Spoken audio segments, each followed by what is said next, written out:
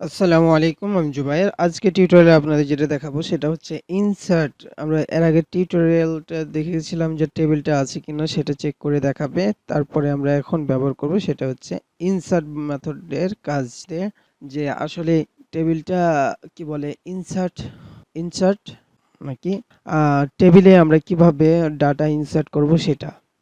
তো টেবিলটা চেক করলাম। এখানে চেক করার পর যদি দেখি যে এখানে ঠিক ভ্যালুগুলো আছে, তাহলে আমরা এখানে কি করতে পারি, এখানে যদি আমরা এটাকে ইকো করি তাহলে আমরা টেবিলের আসল ভ্যালুটা দেখতে পারবো। এখানে দেখেন যে অন দেখাচ্ছে। হুম আমরা মেসেজটাকে কি করতে পারি, এখন আপাতত বন্ধ রাখি। হুম দেখেন অন দেখাচ্ছে, বা মেসেজটাকে আমরা দিয়ে রাখতে পারি। অন মানে কি, এই যে টেবিলটা পেয়েছে।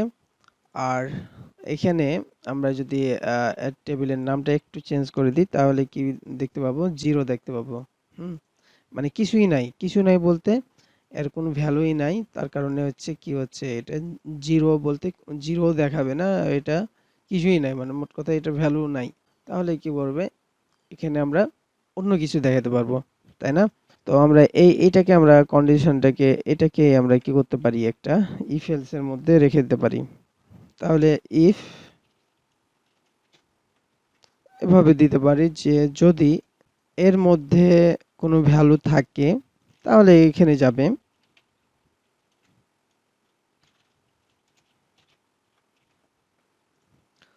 আর এলস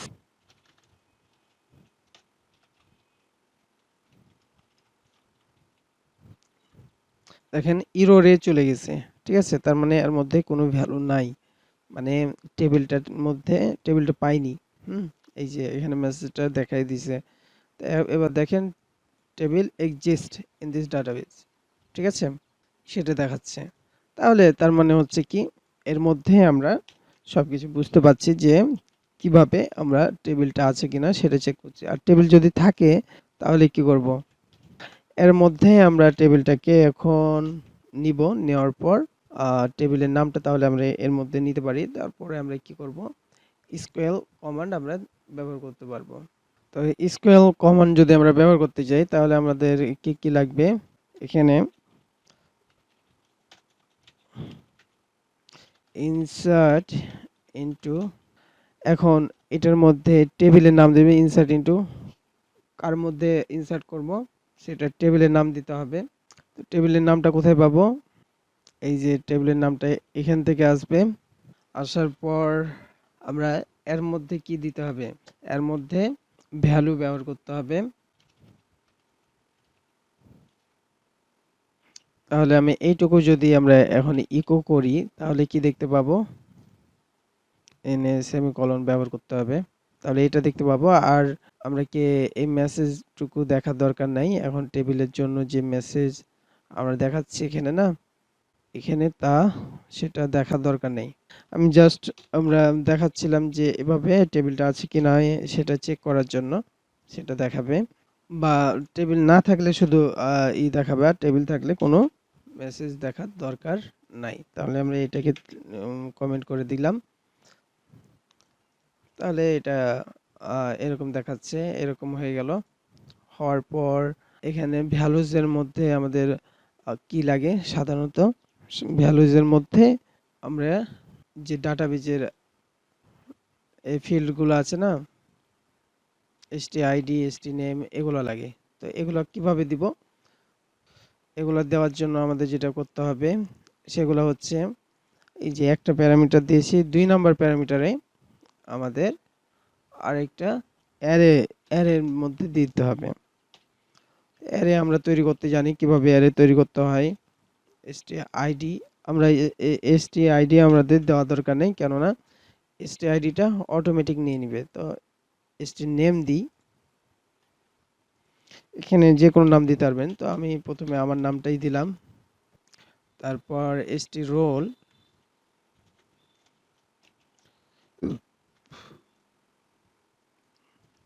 তো এভাবে করে দিয়ে দিতে হবে। রোল আপনি দিয়ে দিবেন এভাবে, এসটি ক্লাস দিয়ে দিলাম, এরকম ভাবে ক্লাসটুকু দিয়ে দিবেন। তাহলে কি হবে, একটা প্যারামিটারের মধ্যে এতগুলা ডাটা একটা অ্যারে চলে যাবে, ঠিক আছে? একটা অ্যারে চলে যাবে। তো অ্যারেটাকে ধরবো কিভাবে? এটা তো টেবিলটা করার জন্য শুধু আমরা দেখলাম। সরি, এটা না, এটা হচ্ছে টেবিলটা চেক করার জন্য।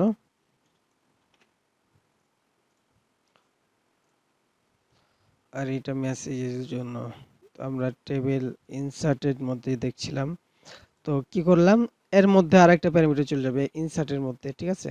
তো ইনসার্টের মধ্যে যেহেতু যাবে, সেহেতু আমরা ইনসার্টের মধ্যে আরেকটা প্যারামিটারকে পেয়ে যাব। সেটা কি আকারে পাবো? অ্যারে আকারে। হুম, ডেটা নামে আমরা নিলাম। তো এই ডেটাকে যদি আমরা কি করি, প্রিন্ট করি, প্রিন্ট আর করি, তাহলে কি দেখাবে?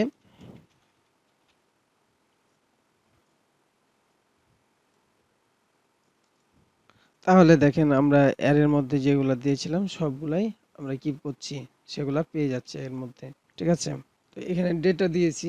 তো এই ডেটাটাকে আমরা কি করতে পারি এখন, এই ডেটার মধ্যে থেকে আমরা যদি অ্যারের কি গুলা আমরা যদি বের করতে চাই,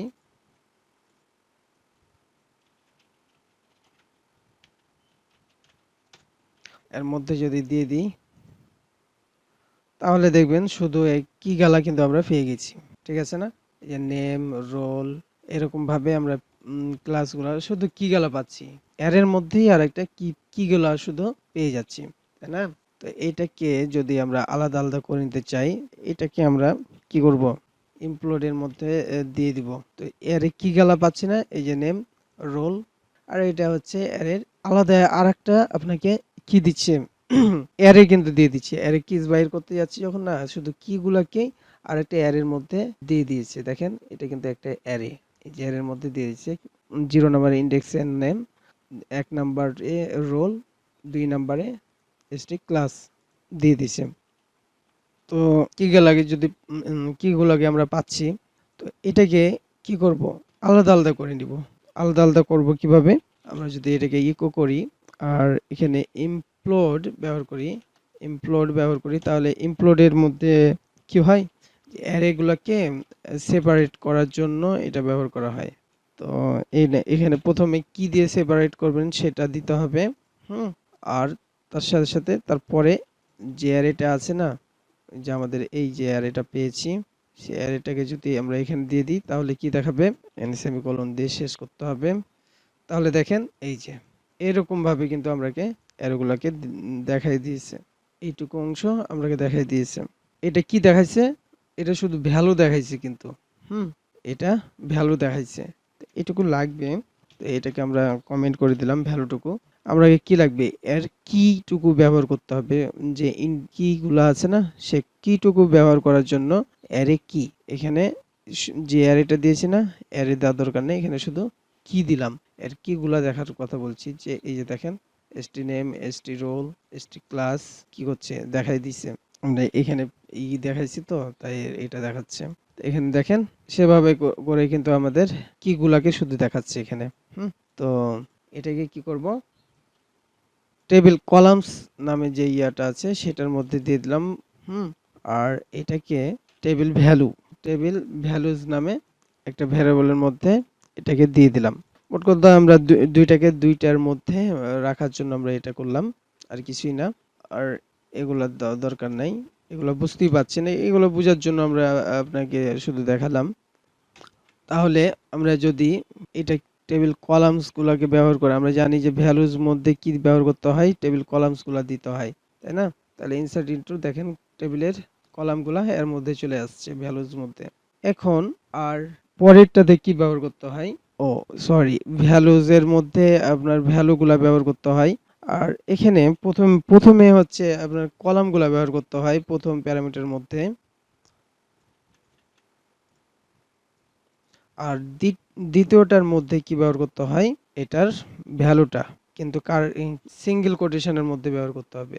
এই ভ্যালুগুলা কি করতে হবে, সিঙ্গেল কোটেশনের মধ্যে ব্যবহার করতে হয়। সিঙ্গেল বা ডবল কোটেশনের মধ্যে ব্যবহার করলেই হবে। তো এটা যেহেতু ডবল কোটেশন আছে, তো সেহেতু আমরা এর মধ্যে কি নিব, সিঙ্গেল কোটেশন নিব।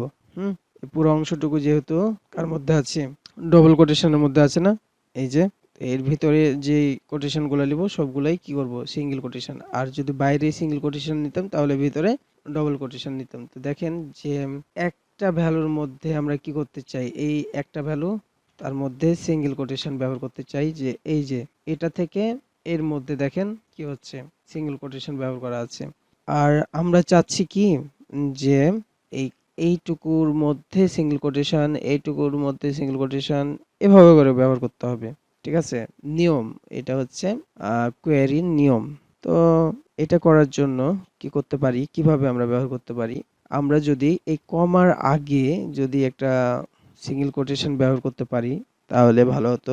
দেখেন কমার প্রতিটা কমার আগে কি হয়ে যাবে, একটা করে সিঙ্গেল কোটেশন চলে আসবে। এই যে সিঙ্গেল কোটেশন ব্যবহার করলাম না, এই ডবল কোটেশনের মধ্যে বললাম যে এটা হচ্ছে একটা স্ট্রিং আর এই দুইটা দিয়ে এটাকে ভাগ করে দাও, তাই বললাম। হুম, তো এইটা করলাম, তাহলে কি হচ্ছে এরকম ভাবে দেখেন প্রত্যেকটা কমার আগে এটা চলে আসছে, তাই না? আর আগে থেকে তো এই যে আগে থেকে তো এই যে প্রথমে এবং শেষে একটা করে সেমিকোলন আছেই। তো দেখেন যে এটার জন্য ঠিক আছে, কমার আগে একটা দিয়ে দিয়েছে, আর দেওয়ার কারণে কি হলো, এটা আর এটা একটার জন্য হয়ে গেছে, আর প্রথম আর শেষের জন্য কিন্তু হয়ে গেছে, তাই না? কিন্তু মিডিলের গুলার জন্য কিন্তু আর কাজ করবে না, তাই না? তো এইটা দেখেন আর একটু বোঝার জন্য আমি আর একটা ফিল্ড বেশি করে নিলাম। আর একটা ফিল্ড বেশি করলেও কাজ হবে না, কেননা অতগুলা তো আমাদের টেবিলে মানে ফিল্ড নাই, সে কারণে এটাও হবে না। মানে একই নামে ইন্ডেক্স হয়ে গেছিল তো তাই এটাই দেখাচ্ছিল। তো দেখেন যে প্রথম আর শেষের জন্য হচ্ছে না, জাস্ট দেখেন যে এটা যখন কমার আগে দিচ্ছি তখন প্রত্যেকটা কমার আগে আগে সিঙ্গেল কোটেশনটা চলে আসছে। তো আমি ওটা দিয়েই বুঝাই তাহলেই হবে, আর দরকার নাই তো কিছু করার। তো দেখেন যে এটা আসছে কমার আগে আগে। এখন আমরা কি করতে হবে, কমার পরেও যেন কি হয় এরকম একটা কোটেশন আছে, তাহলে কি হবে, এর কমার পরে আসলে পরে এটার জন্য হয়ে গেল, আর আরেকটা যদি কমার পরে যদি আসে তাহলে এটার জন্য কি হয়ে যাবে, সিঙ্গেল কোটেশন হয়ে যাবে। এটা করার জন্য মানে এটা আপনাকে বারবার বুঝতে হবে, বুঝলে এটা বুঝে যাবেন। এখানে আরেকটা কোটেশন দিয়ে দিলাম, তাহলে কি হবে, এই যে দেখেন এটার জন্য হয়ে গেল, এটার জন্য হয়ে গেল, তাহলে প্রত্যেকটা কি হচ্ছে সিঙ্গেল কোটেশনের মধ্যে চলে আসছে। তার মানে এই যে সেপারেট করছে কি দিয়ে, এই দুইটা এই তিনটে মানে আগে আর পিছনে এইটুকু দিয়েই আমরা কিন্তু এগুলোকে সেপারেট করছি, এইটুকু দিয়ে। হ্যাঁ, আর শেষে সিঙ্গেল কোটেশন গুলা আর প্রথমে সিঙ্গেল কোটেশনটা ব্যবহার করছি, সেটা হচ্ছে কি এইটা আর এইটা। হুম, তো এইটুকু অংশ বুঝতে পারলেই অনেক কিছু মানে হয়ে যাবে। তাহলে আমাদের কি হলো, এই কোয়েরিটা রেডি হচ্ছে। এন্ড কোয়েরিটাকে রান করার জন্য আমাদের যেটা করতে হবে, এই যে আমাদের এই যে কানেকশনটা নিয়েছিলাম, হুম, এটা এটাকে আহ, নিতে হবে। এখান থেকে আমরা যদি কোয়েরিটা রান করি,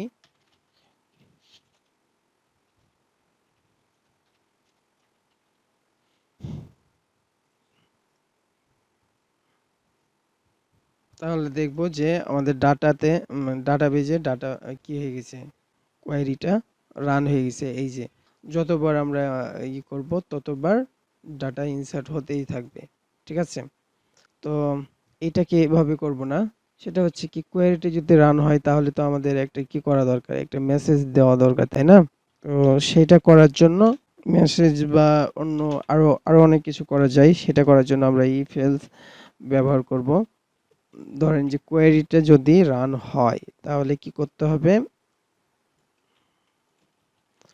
তাহলে কি হবে এর মধ্যে একটা ভ্যালু যাবে, আর ভ্যালু গেলে কি করবে, আমরা এর আগে যে অ্যারে নিয়েছিলাম, অ্যারে পুশ, এই মেসেজের মধ্যে আমরা একটা কি দিয়ে দিব, মেসেজ দিয়ে দিব, যে এর ইনসার্ট আইডি যেটা আছে, এর ইনসার্ট আইডি যেটা আছে সেটা কি করবে, সেটা এই মেসেজের মধ্যে স্টোর হয়ে যাবে। ঠিক আছে না? আর এখানে মেসেজটা প্রিন্ট করে দিবে। এর ইনসার্ট আইডি কত, দেখেন যে 3। আমি আবার ইনসার্ট আইডি এখানে দেখাচ্ছে কত, 4। দেখবেন যে 4টা কি হয়ে গেছে, এই যে 4টা হচ্ছে ডাটা স্টোর হয়ে গেছে।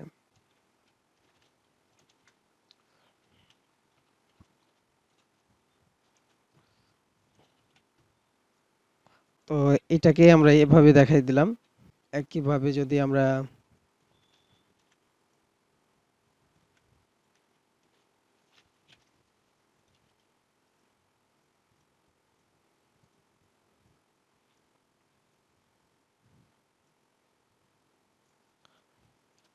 সরি, এখানে দেখেন ডাটাটা ৯টা ডাটা কিন্তু ইনসার্ট হয়ে গেছে। ঠিক আছে? আমি এটাকে কিন্তু আমরা কি করছি? এটাকে আমরা এখানে কিন্তু আমরা কি করেছি? ইকো করে রেখেছি।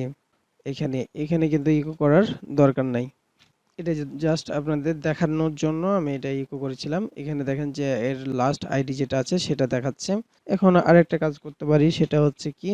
এখানে মেসেজের মধ্যে আরেকটা স্ট্রিং একটা মেসেজ দিয়ে দিতে পারি যে ডাটা ইনসার্টেড সাকসেসফুলি, এরকম ভাবে দিয়ে দিতে পারি। আর ডাটা যদি না ইনসার্ট করতে পারে তাহলে কি করবে? এলস নামে আরেকটা আমরা নিয়ে নিলাম। আর এরকম ভাবে একইভাবে আমরা এটার কি করতে পারি? এই যে মাইস্কেল যে অবজেক্টটা নিয়েছিলাম, এটার এখানে আমরা ইরর নামে যেটা আছে সেটাকে কল করে দিলাম। তাহলে কি হবে? যদি কোনো ইরর হয় তাহলে আমাদের যেটা করা লাগবে সেটা দেখাবে। হ্যাঁ? তো আমরা ধরেন যে আমরা এখানে কোনো উল্টাপাল্টা কোনো কিছু দিয়ে দিছি, আননোন কলাম স্ট্রিং, এখানে কি ইররটা হয়েছে সেটা কিন্তু এখানে দেখাই দিয়েছে। হুম, ইরর ইররটাকে আমরা এখানে দেখতে পেয়েছি। আবার যদি আমরা এটা ঠিক করে দিই তাহলে দেখেন যে ডাটা সাকসেসফুল হয়েছে। আর ওর লাস্ট আইডি যেটা আছে সেটা দেখাই দিল যে 13 নাম্বার, লাস্ট আইডি হচ্ছে 13, সেটা দেখতে পাচ্ছি। তো আশা করি ইনসার্ট সম্বন্ধে আপনাদের আর কোনো ঝামেলা নেই।